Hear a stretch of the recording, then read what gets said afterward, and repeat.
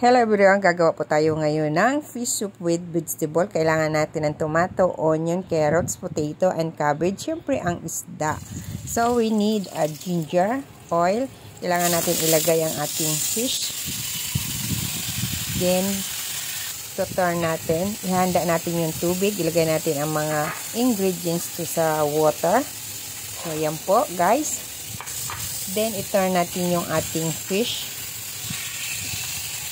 Then, lalagyan po natin siya ng Chinese wine. So, ayan guys, ang Chinese wine natin, Chinese rice wine. Then, bubuhusan natin siya ng mainit na tubig. Kailangan po mainit na tubig para po lumabas yung lasa ng isda. So, ganyan po. Then, kakailanganin po natin ng pansala para yung tinik ng isda ay hindi sumama doon sa mga vegetables natin.